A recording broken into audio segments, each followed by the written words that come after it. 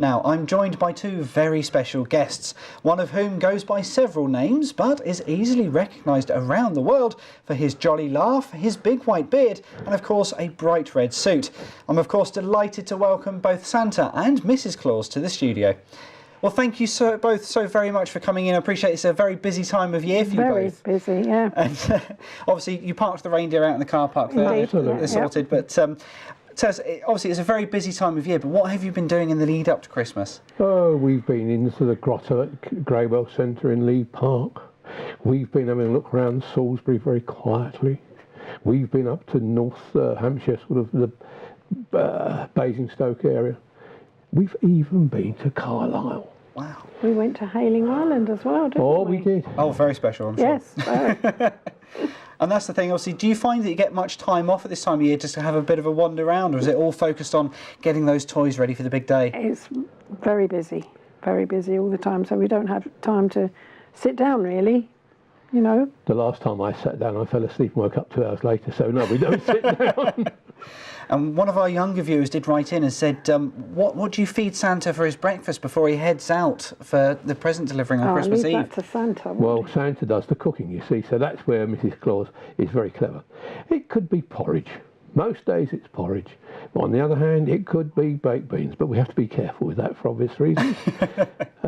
And sitting behind Rudolph all day, you have to be very careful. I'm sure you do. Obviously, of course, it's special reindeer food in order to get them to fly on the big evening as well. You're quite right. Yeah. And what's more, they can get a bit fretsome. They jump about a bit, you know. It's just like being in a Big Dipper. Whee! And you look at them and they're smiling. But they're a lovely team. And of course, once the big day's over, I'm sure you get home and you have a rest in a nice big comfy chair, kick the boots off, put the slippers on. And what's your tradition once all the present delivering has been finished? Cup of tea. And after a cup of tea, a nice glass of wine, and then Christmas dinner. Oh, of course. Can't do it down there. But we don't have venison, of course. Oh, no, I'm sure that the reindeer would be quite offended if you did. Exactly. And that's the thing as well, obviously many of our younger viewers out there will be leaving maybe a carrot or two for the reindeer by the fireplace, maybe a glass of milk and a mince pie or a cookie or something, but do you think, keep Santa in check to make sure he doesn't eat too much on his rounds? Santa usually asks the children not to leave too many things for him, or not too many things for the reindeer. Otherwise, we'll all be putting on weight. And I suppose you don't want a hefty reindeer, otherwise the sleigh will never get off the ground. Well, you're absolutely right. See, the point is with reindeer, as you know, they're magical. These ones are magical. There are 16 altogether. So we have a team of 8, plus a team of 8, just in case we have any accidents. And if they do overeat, it is absolutely horrendous. But we get there in the end.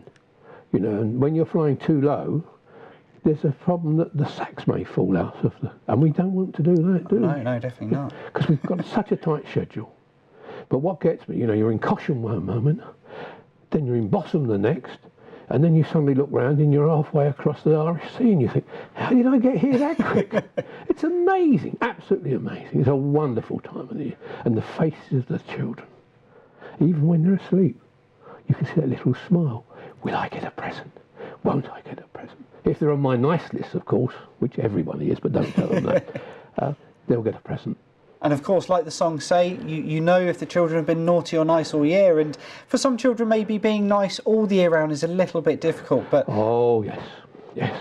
There's a chap on the island, on Hayling Island, called Zach, who's about 5, and I actually saw him last evening, and I actually asked him that question. Have you been a good boy? Have you kept your part of the bargain?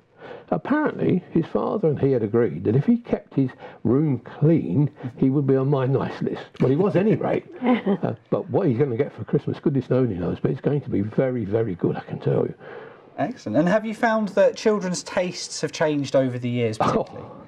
The day of a little car, and long ago it was a tin car, and now Xbox 3s, MP4s, you name it, they want it. iPads, I mean, number of iPads and that sort of stuff you ask for each year as a new thing comes out.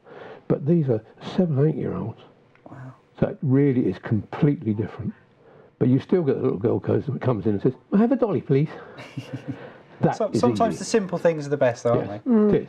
And one thing that I've always been curious to know is as well, when Santa's off making the toiletries, what do you do, Mrs. Claus? Do you have a nice sit down with a glass of wine and wait for him to return home? I do sometimes, yes. I'll have a little read or do a few crosswords.